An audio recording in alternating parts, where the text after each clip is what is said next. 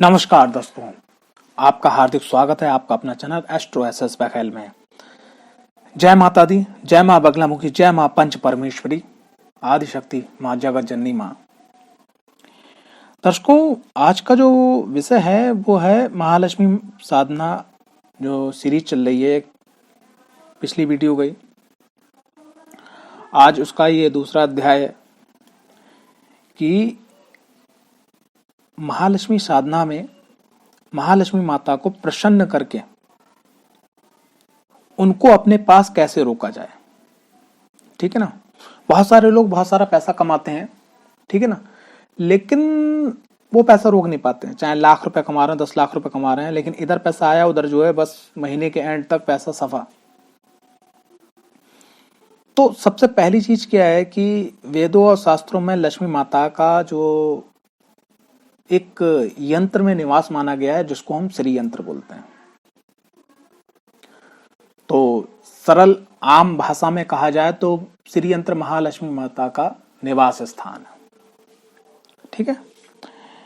अब आपने क्या करना है कि महालक्ष्मी माता को प्रसन्न करने के लिए सबसे पहली चीज क्या है कि आप अपनी कुंडली का विश्लेषण करवाएं कि आप मेहनत कर रहे हैं, आप काम कर रहे हैं, ठीक है, लेकिन तब भी पैसा नहीं रुक रहा है, पैसा आ नहीं रहा है। यानी कि जो आपकी जिंदगी रूपी जो नाव है, जो शिप है, जिसमें आप इस समुद्र में चल रहे हैं, यानी कि इस समाज में जो चल रहे हैं, अपने जीवन को जो जी रहे हैं, उसमें सबसे पहले पता लगाइए कि सुराग कहां पर है।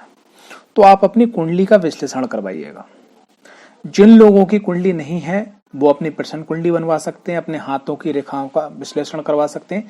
संग संग ओरा स्कैनिंग करवाइएगा। ओरा स्कैनिंग में ये निकल के आएगा कि कोई ऐसी नेगेटिव हरकत यानी नकारात्मक ऊर्जा, जिसको आम भाषा में बोलते हैं टोना टुटका टंबर उतारा, कोई ऐसी ऊर्जा आपके संग तो नहीं जुड़ गई, कहीं आपके पितरों की कृपा आप तक नहीं मिल पा रही, या आपके कुल देवी देवता जो हैं जो आपको पूर्ण रूप से आशीर्वाद नहीं दे पा रहे, या उनने आपसे मुख फेर लिया, तो ये ओरा स्कैनिंग में निकल के आएगा। फिर क्या है कि कुंडली विश्लेषण और ओरा स्कैनिंग से जो दोष निकल के आए उनका आप निवारण करवाइएगा विधिवत तरीके से। यानी कि आपकी जिंदगी रूपी नाव में जो सुराग थे वो आपने अब बंद कर दिए। इसके संग संग क्या है कि जो भी आप कार्य कर रहे हैं, आप नौकरी कर रहे हैं, आप व्यवसाय कर रहे हैं, ठीक है, आप कोई भी काम कर रहे हैं जहां से आपके पास अर्थ यानी पैसा आ रहा है, ठीक है, उस काम को आप विधिवत प्लानिंग से करिएगा। उसके बाद में आपने क्या करना है कि अब आपने घर के अंदर जागृत महालक्ष्मी माता का श्रीयंत्र स्थापित करना है। श्रीयंत्र जब आप स्थापित करेंगे तो कुंडली विश्लेषण में आप एस्ट्रोलॉजर से पूछिएगा, क्योंकि 11वां जो घर होता है वो हमारी मनोकामना की पूर्ति के लिए होता है, महालक्ष्मी माता का स्थान माना जाता है। द्वितीय जो घर होता है वो भी धन का स्थान होता है।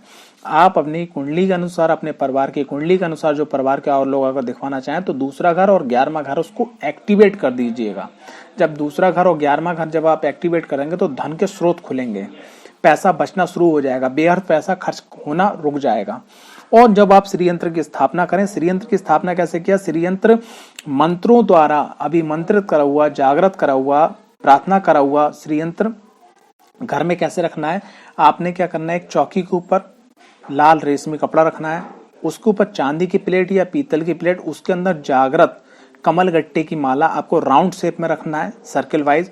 उसके ऊपर जागृत श्रीयंत्र आपको रखना है, उसके ऊपर लाल रंग का रेशमी कपड़े का एक जो अंगोछा जो पटका होता है वो जरूर डाल के रखिएगा। ठीक है। विधिवत जो है प्रत्येक शुक्रवार को पूजन कीजिएगा। पूजन में क्या कुछ फूल चढ़ते हैं, ठीक है, माँ को जैसे गुलाब का फूल, कमल का फूल बहुत पसंद है, जब जब कमल का फूल मिले जरूर चढ़ाइएगा, वरना गुलाब के फूल चढ़ाइएगा। 8 रुई की छोटी छोटी गोली बना लीजिए, उसमें गुलाब का इत्र लगा के माँ को चढ़ाइएगा।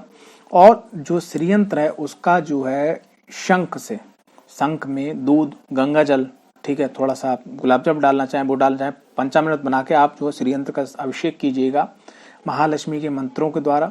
ठीक है।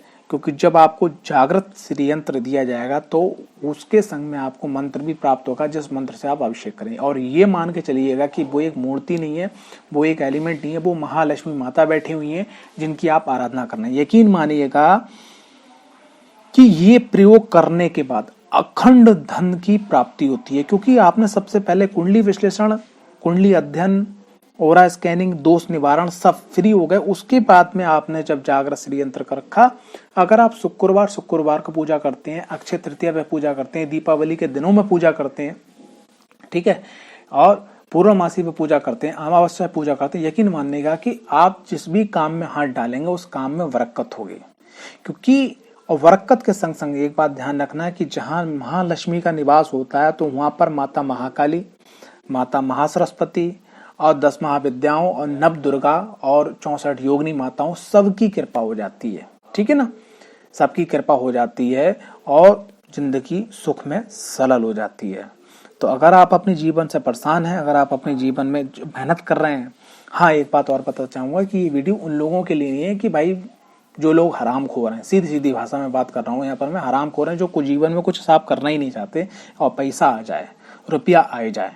ठीक है, ऐसा नहीं होने वाला है। कर्म आपको करना होगा, लेकिन उस कर्म से जो आय होगी उसमें बरकत होगी। कैसे बरकत होगी? जैसे मान लीजिए सपोज दैट आपकी मंथली इनकम जो है 10,000 है, यानी 10,000 रुपए है, और आप घर में पैसा लेके आते हो, घर में पैसा नहीं बचा, तो क्या होता है कि जैसे आपके घर में कोई बीमार पड़ा हुआ है, कोई कर्जा है, वो सब चीजें धीरे धीरे बंद हो जाएंगी। जहां जहां सुराग है, जहां जहां से आपका पैसा लीकेज हो रहा है, यानी मनी जो है लिक्विड फॉर्म के मारे में लीकेज हो रही है, वो सब बंद होंगे। जब वो बंद होंगे तो सेविंग्स चालू हो जाएगी। जब सेविंग्स चालू हो जाएगी तो आपके पास पैसा होगा। जब पैसा आएगा तो आप कहीं उसको इन्वेस्टमेंट कर सकते हैं, कहीं बिजनेस में लगा सकते हैं, जॉब के अलावा भी लगा सकते हैं। ऐसे करके ग्रोथ होगी।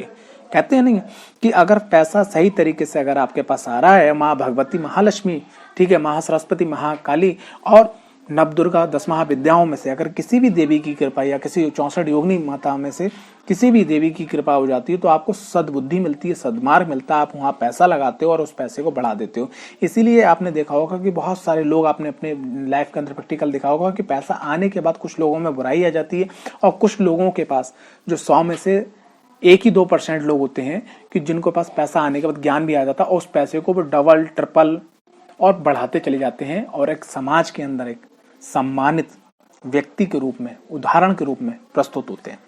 आशा करता हूं ये वीडियो आज आपकी पसंद आई होगी। आपको अगर पसंद आई तो वीडियो को लाइक, चैनल को सब्सक्राइब करना बिल्कुल ना भूलें।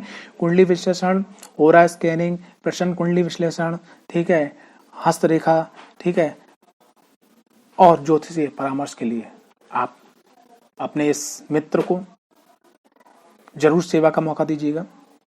नमस्कार, जय माता दी। आपका आने वाला हर पल शुभ हो, अच्छा हो।